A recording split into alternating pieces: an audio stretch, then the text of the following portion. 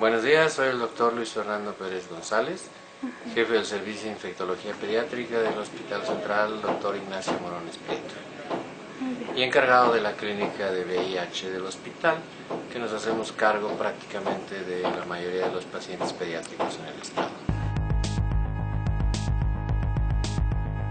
VIH es un virus que produce una infección que se conoce o se reconoce desde hace aproximadamente 30 años que afecta a los humanos. Es una infección que afecta a las células, sobre todo del sistema inmune, entonces produce lo que llamamos el síndrome de inmunodeficiencia adquirida. El VIH produce la infección en el humano y esta infección puede permanecer sin síntomas durante mucho tiempo, y eso le llamamos infección por VIH, y cuando ya presenta síntomas de enfermedad causada por inmunodeficiencia, entonces ya le llamamos SIDA. Es la infección por este virus en pacientes menores de 15 años. Es importante diferenciarlo porque en adultos las causas más frecuentes de contagio de esta infección es sobre todo por transmisión por vía sexual o por vía intravenosa, por drogas intravenosas o anteriormente por productos de transfusiones de sangre y derivados.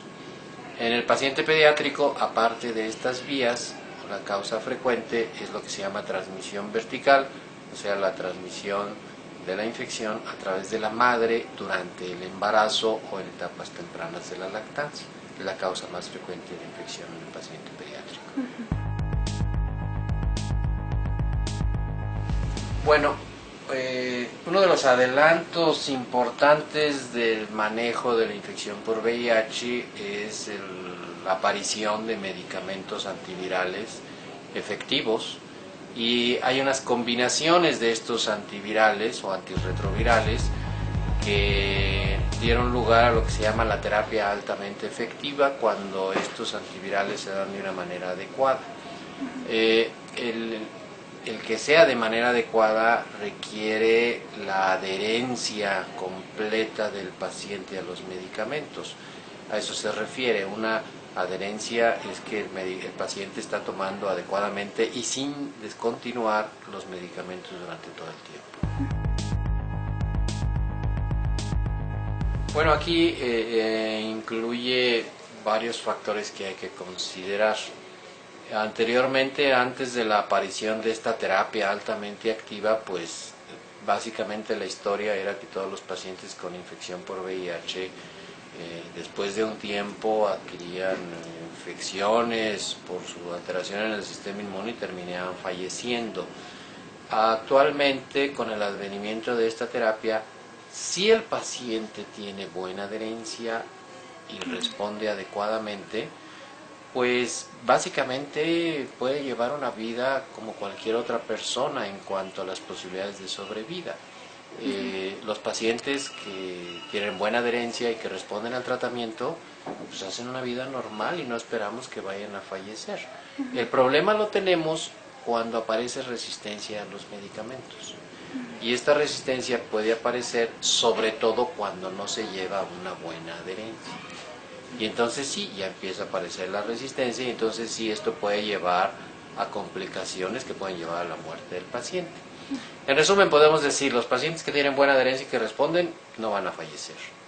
Los que no tienen buena adherencia y aparece resistencia, pues tarde que temprano van a terminar complicándose con una infección grave y pueden fallecer. Bueno, es los que reconocemos como estos antirretrovirales, que son parte de esta terapia antirretroviral altamente activa. Hay aproximadamente 14, 15 antirretrovirales disponibles para la población pediátrica de 3 o 4 clases grandes de medicamentos, y lo que hacemos es una combinación de 3 de ellos para disminuir las posibilidades de resistencia durante el tratamiento. Entonces, una combinación de estos 3 nos lleva generalmente a buena respuesta. Yo creo que es una pregunta que es bastante importante y que todo mundo debe de tener la respuesta adecuada a esto. Como mencionábamos anteriormente, las vías de transmisión en cualquier persona que tenga infección por VIH, y esto es importante aclararlo, es por contacto sexual o por transfusión de sangre o derivados o por transmisión madre-hijo.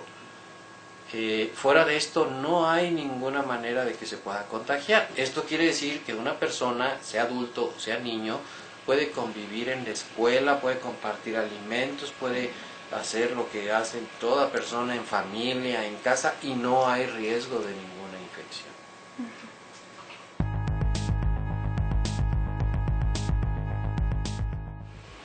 Si en la escuela no se conoce el diagnóstico, yo considero que no hay riesgo, y además probablemente sea lo mejor para no dar malas interpretaciones. No falta nunca por ahí alguien que pueda tomarlo a mal, o los niños que puedan hacer bromas sobre la condición de determinado paciente. A lo mejor lo ideal es que no se tenga información en la escuela, o que la tengan muy contadas personas, y el niño, insisto, puede hacer su vida normal en la escuela y no tiene ningún riesgo.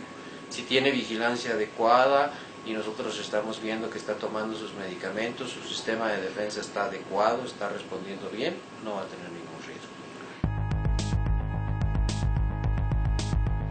Pudiera ser, siempre y cuando el medicamento tenga que ser administrado en horas de la escuela. Cada vez los medicamentos que estamos utilizando ahora son menos frecuentes al día.